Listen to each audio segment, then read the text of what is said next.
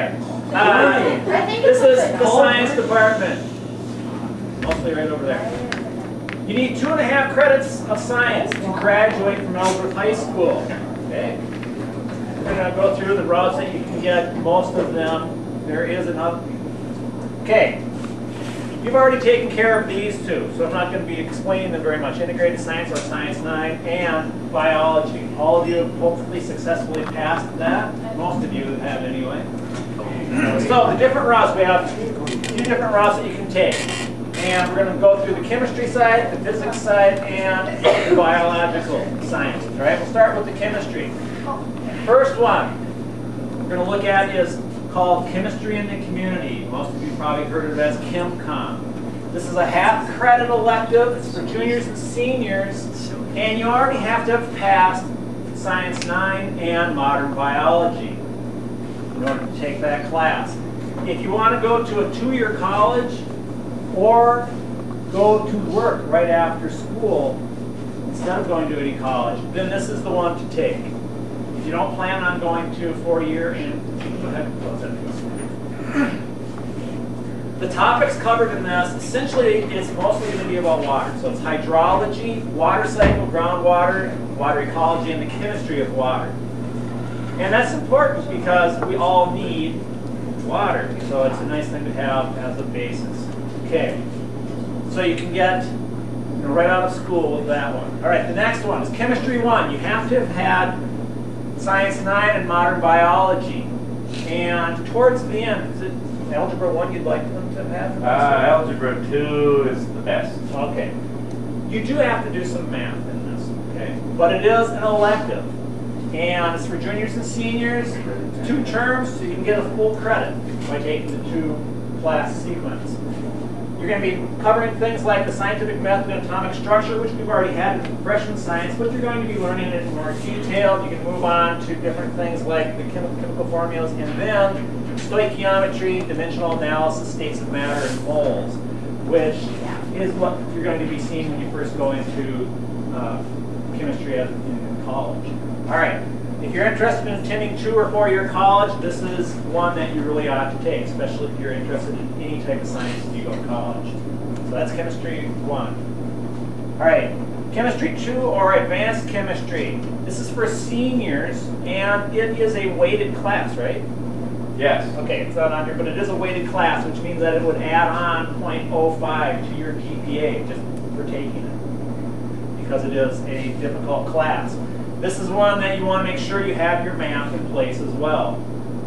You're going to be looking at your review Chem 1, but then you're going to go into solutions, thermal chemistry, rates of reaction, or reaction rates, equilibrium, acids, bases, redox, electrochemistry, and organic chemistry. And when you get to college, organic chemistry is an animal all unto itself. It's a lot of fun. This one, if you're interested in a science career, when you go to college. 2-year, 4-year college, especially if you're interested in a science career.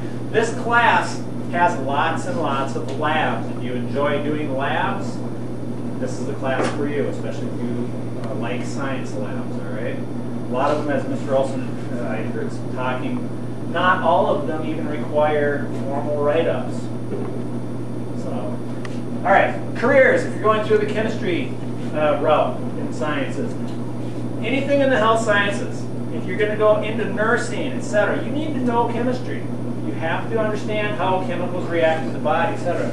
So physical therapy, medical technology, dietitians, physicians assistants, etc. You know, anything in medical fields. Engineering, you have chemical engineering, electrical or material composites. Your son is still in that, right? And biomedical products. It's not here spelled out, but the pharmaceutical industry. If you want to go anywhere in the pharmaceutical industry, you want to make sure that you have a good basis in chemistry. Okay, on to the biological route then. If you want to go into any type of biology in college, medical or, well, human or veterinary. Okay, anatomy and physiology 1 and 2, you have to have had freshman science and modern biology.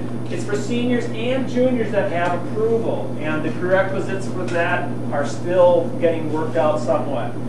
It is a half-credit per quarter. So each of the classes, they're distinct classes. You can take the first quarter and then just not take the second. But it is also a weighted class.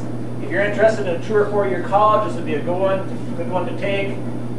They're working on getting this to be college credit. If you are planning to go to like a technical school, Chippewa Valley Technical College, they're trying to see if they can get it so that this is actually called college equivalent class. It's essentially the same class that you would take at Chippewa Valley, so that you can get your 5 credit anatomy and physiology class out of the way while you're still in high school. And that's a sweet deal because it's free here. All right, topics covered. Essentially, you're looking at the body, the systems, going from the cellular level up through tissues, organs, and into systems, and looking at how they interact and what can happen if things go wrong with them. Okay, because you actually get to do a disorder paper. Okay, careers in that, anything in medicine, nursing, medical school, physical therapy, bioengineering, radiology, respiratory therapy, kinesiology, etc. Any of that, you need to know how the human body works. But it's not just for humans. If you have anatomy and physiology and you want to go to vet school, you understand how systems work, how things interact within the body. Okay? And then the last of the 3, physics. Physics is a 2-term. You got full credit. It is a weighted class. It's for seniors. This one has a lot of prerequisites. You have to have the science classes out of the way, you know, Science 9 and modern biology, but you also have to have a lot of math. You know, Algebra 2 and geometry are very strongly recommended because you're going to get in there and right off the bat, you're going to be working with this formula for this formula for that, equations left and right. They all work, and that's the beauty of physics because math is very elegant. Okay, if you're interested in a science-related career, this would be a good class to take, especially if you're strong in math. It goes through things like mechanics, thermodynamics, I should say he, it's she now, waves, electricity, magnetism, atomic structure, and nuclear physics. Some of the things you can do with this is what you think about, you know, a physicist, you know, astrophysicist, you know, rocket science, engineering. Different kinds of engineering like nuclear engineer, electrical engineer, mechanical, structural. This is very important. If you want to be an architect, you might want to take some physics because you have to know some structural physics, okay? Geophysics, GPS systems, computer design, computer architecture. A lot of that is related to physics. I would say be done with Algebra 2 in advanced math or have completed advanced math. You're going to go into physics because there's a lot of trigonometry and high-level math. Yep. Are there any questions? I have to put a plug in for advanced chem. If you like to sit in a desk for an hour and a half, do worksheets, and listen to the teacher talk all day, don't take advanced chem because that's not what we do. We do usually at least 2 labs a week, right? And you're going to figure that out. You and your lab partner can trade off. Really, it's 1 lab. And usually in advanced chem, you get a good lab partner. You're only doing 1 a week. The math is still above Algebra 2. And it can be 1 or 2 quarters. You don't have to take both.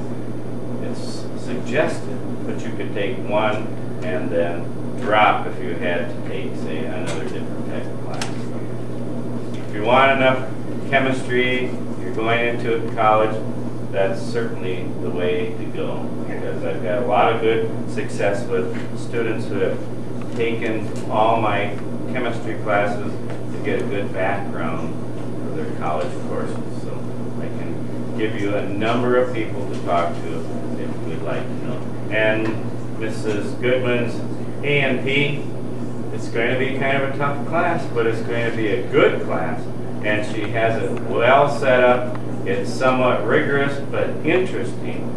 Anything in the medical field, you simply need chemistry, anatomy and physiology, and physics. Right, those are the big three. I'll tell you right now. Thank you.